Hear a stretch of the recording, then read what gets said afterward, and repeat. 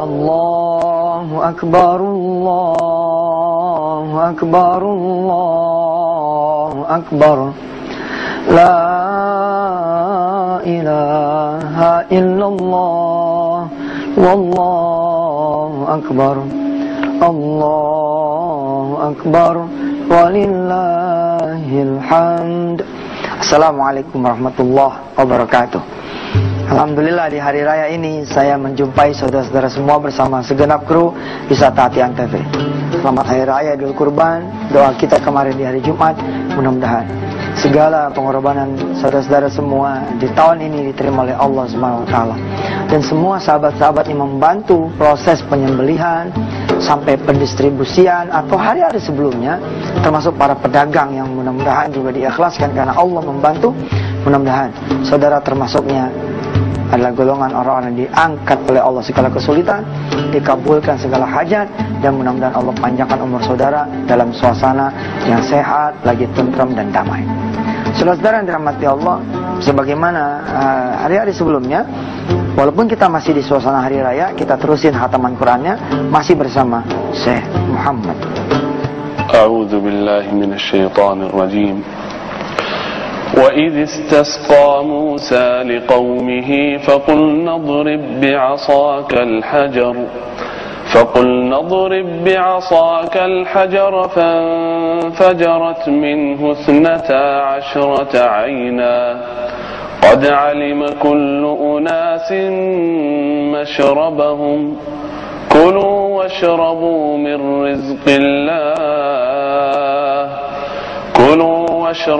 مِن رِّزْقِ اللَّهِ وَلَا تَعْثَوْا فِي الْأَرْضِ مُفْسِدِينَ وَإِذْ قُلْتُمْ يَا مُوسَى لَن نَّصْبِرَ عَلَى طَعَامٍ وَاحِدٍ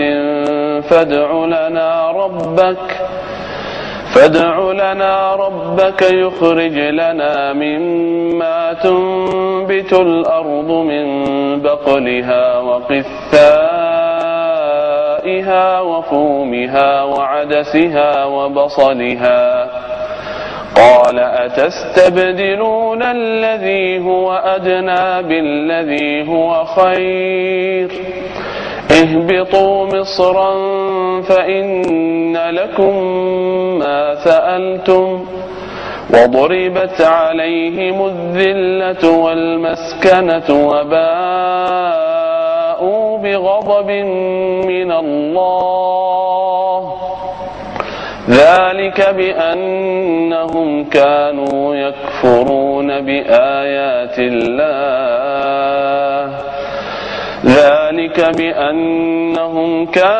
يكفرون بآيات الله ويقتلون النبيين بغير الحق ذلك بما عصوا وكانوا يعتدون صدق الله العظيم.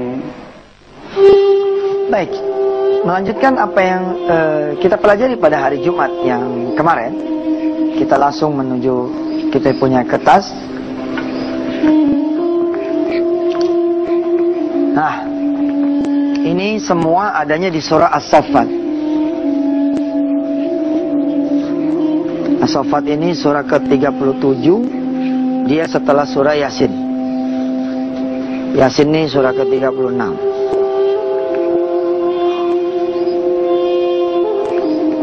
Prosesnya seperti ini. Saya lanjutkan ya pemirsa. Mudah-mudahan saudara kemarin hari Jumat mengikuti bahwa Nabi Ibrahim mendekatkan dirinya kepada Allah. Dia berangkat, dia pergi menuju Allah Subhanahu wa taala. Ini seperti hari-hari begitu saya cerita kemarin. Seseorang yang kepengen anak, kepengen turunan yang saleh, kepengen rumah, kepengen mobil, kepengen apa yang menjadi hajat dia berangkat menuju Allah, lalu kemudian Allah bagi. Nah, Ibrahim meminta anaknya, ya, meminta anak. Rabbi habli minas shalihin di sini. Di sini ya, qala inni dahibun ila rabbi sayahdin. Di sini permintaan Nabi Ibrahim, Rabbi habli minas shalihin. Lalu kemudian Allah mengabulkan doanya Ibrahim alaihissalatu wassalam. Fabasyarnahu bi ghulamin halim.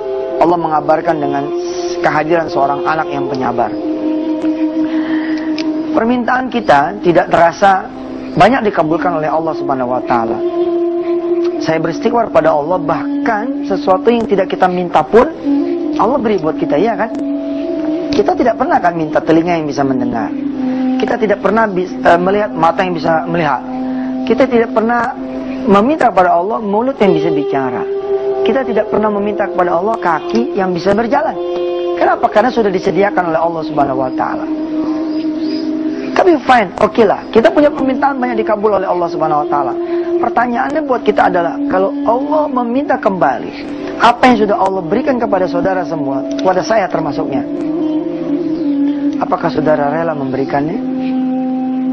Ada dua cara saudara memberikan, atau Allah meminta dengan paksa lewat berbagai macam caranya Allah Subhanahu wa taala, lewat penipuan, lewat kebakaran, lewat bencana, lewat segala macamnya. Lihat rundownnya. Kalau saudara diminta kembali, lalu melewati proses ujian dan penukaran, ya, dengan keridhaan saudara semua, maka seperti Nabi Ibrahim alaihissalam, ternyata Allah menambahkan rizkinya Ibrahim dengan hadirnya Ishak. Nah, saudara yang kemudian bisa melewati segala macam ujian, bahkan ada yang ridho menyerahkan apa yang sudah Allah beri buat dia, maka perjalanannya seperti perjalanan Ibrahim. Dia akan mendapat tambahan bukan cuma Ismail, melainkan juga Ishak. Saya punya janji hari Jumat yang lalu cerita tentang Mustafa. Apa yang istimewanya dengan sahabat saya yang namanya Mustafa ini? Kita ikuti setelah yang satu ini.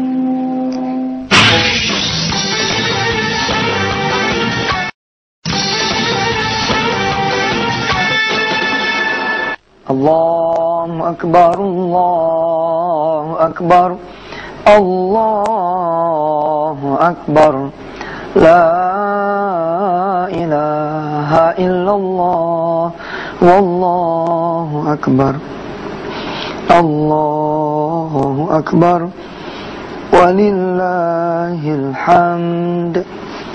Pemirsa, makasih masih bersama Yusuf Mansur. Baik, kita teruskan ya. 10 dikurang 1 ini adalah sedekah biasa.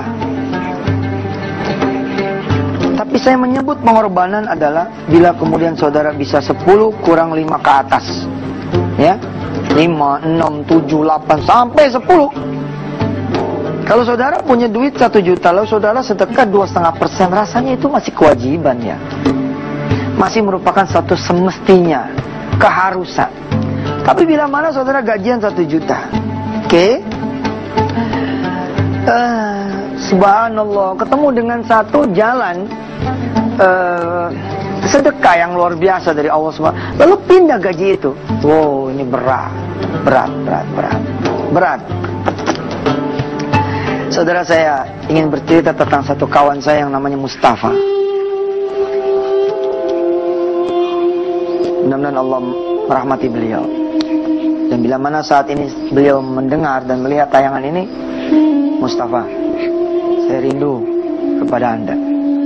Karena Allah menyayangi Mustafa, karena Mustafa juga menjadi salah satu inspirasi buat kehidupan saya. Saya memulai usaha kira-kira di tahun 93 mungkinnya, 94 bersama Mustafa. Mustafa bolehlah saya sebut sebagai bos saya. Dimodalin oleh beliau, ditambah dengan modal kanan kiri kami berjalan. Saya mengingat di tahun 94 itu, 93-94, kawan-kawan kuliah saya saat itu kuliah di IAIN, alhamdulillah. Yang lain belum pada pakai mobil, beliau sudah pakai mobil. Saya mengenal Mustafa sebagai orang yang kalau beli durian nih, dia beli sama tukang-tukangnya. Ayo bang, ikut. Sebab apa? Sebab dia nggak makan sendiri, dia bagi sama orang lain. Saya pun mengingat Mustafa sebagai seorang yang dermawan. Saya mengenang Mustafa mau membeli lemari. Lemari dia mau beli, pintunya tuh gede sekali. Kayaknya mungkin 2,5 kalinya tinggi saya. Saat itu Mustafa bilang begini, Sof, ayo anterin saya, kita beli lemari. Lalu ditawarin lah sama si tukang lemari, mau nggak lemari ini dibongkar. Jadi knockdown, dipasangkan nanti di rumah. Tapi dengan gagahnya Mustafa bilang, nggak perlu, pintu saya lebih gede daripada lemari ini. Wow, ternyata pemirsa, begitu itu lemari udah dibawa ke rumahnya Mustafa, subhanallah, ternyata lemari itu masih lebih tinggi daripada pintunya. Saya dan Mustafa tertawa berdua bersama keluarganya. Wah, ternyata masih gedean lemari, emang gak boleh sombong kita jadi orang. Itu cerita beberapa waktu sebelum saya kemudian berpisah dengan beliau.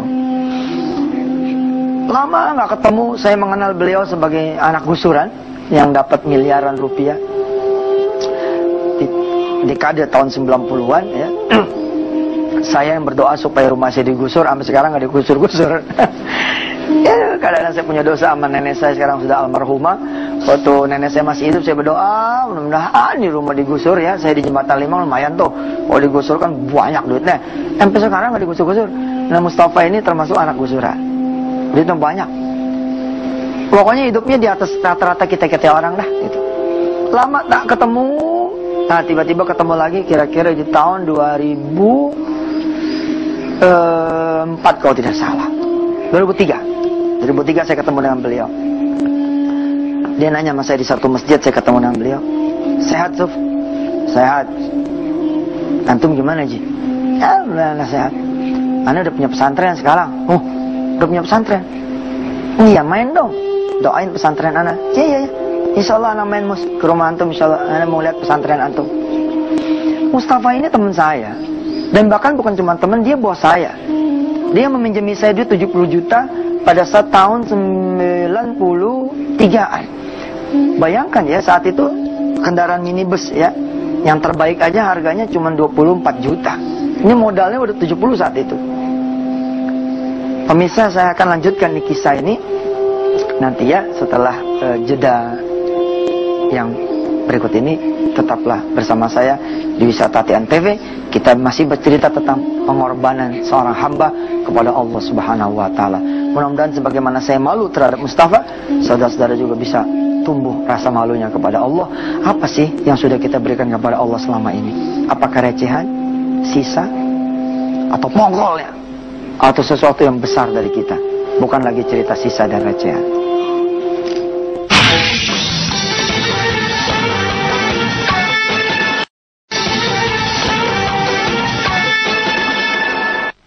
Saya masih bercerita tentang Mustafa. Jadi saya cerita di periode tahun 93-94, beliau yang teman-teman yang masih pakai jalan kaki dan motor, dia sudah pakai mobil. Kemudian kira-kira tahun 95-an begitu ya, beliau ini beli lemari, ini rumah dia.